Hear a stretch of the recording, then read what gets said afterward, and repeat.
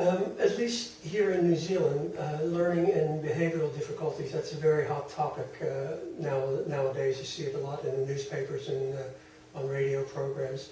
What's the NIS approach to this? Well, let's just take an example where a child is frustrated. They may be frustrated for reasons that they can't validate what they're interpreting logically and analytically with how they feel about maybe a question that's being asked of them. So the first thing that happened, and this went back to 1989, is to find out, is there any way that we can determine how one side of the brain is failing to integrate with the other side? Being very different, that was a little bit of a challenge. Today, we now can very clearly delineate between what is going on in the left hemisphere and the right and their ability to integrate together. Taking that even a step further in 2011, we're now going into looking at the front of the brain as it correlates with the back of the brain. This is looking at the interpretation of what decisions are being made relative to planning, sequencing, and verbalizing, and then being able to hold that in some sort of containment, and then being able to take into an associated thought pattern some other sensory data coming in, and the child being able to put that together. This never happens in children who have a breakdown in these communication systems. So we've got to find out for the individual, where is this happening?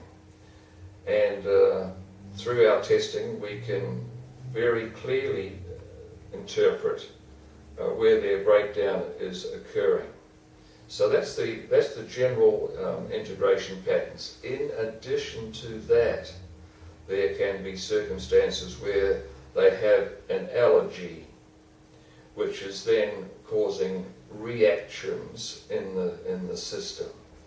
It'll cause reactions very, very distinctly through some of the glands, and they will feed back into the nervous system. So we've got to take care of everything that's happening at the level of nutrition, making sure that everything that is eaten is in fact broken down. So we also interpret the phases of digestion so that they are completed.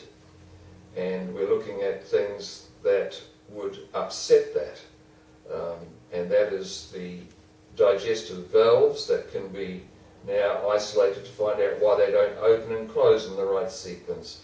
If they don't open and close, the food will not go through to its final constituent.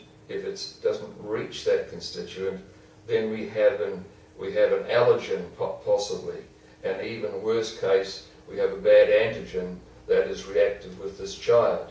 So the immune system and the nutritional system are all part of this.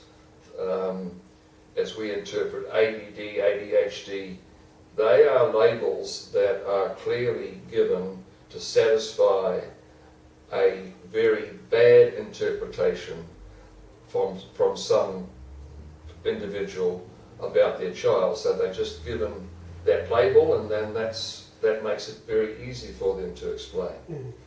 But the treatment of these children is highly successful. It's fantastic, actually. We frequently just get mothers that just say, "You've changed our child's life." Leaving the first treatment in the car, he talked to us for the first time, asked questions, noted that things in the environment were appealing to him. They're starting to read again. Why would that be? Well, this happens because the child says, when I read now, I can actually picture what I'm reading, I can analyze what I'm reading, I can hear what I'm saying, and I get a feeling about what I am reading about. Mm-hmm. And that is where this whole global neural integration system is so important, to see this whole child. we've got to look and go a step further and say, with this child, do they have emotional overloads that are occurring that are affecting their glandular system? And without exception, I think I can say, absolutely. So we've got to really take those issues into account, because when an emotion pervades the system, we've got to be able to take that and have the child take conscious control of that. If we don't do that, we have this subconscious feedback going in, and this inevitable downgrade of their ability because of this emotional overload. So there's a whole variety which comes into these labels, as we've mentioned. But the history behind this is huge now. I started off as an osteopathic physician, and I thought, what we've got to do now is we've got to do all this mechanical interpretation of palpation, and what do we feel, what do we do, and adjust this. Then I finally realised that this is an automatic process. This is not a manual process.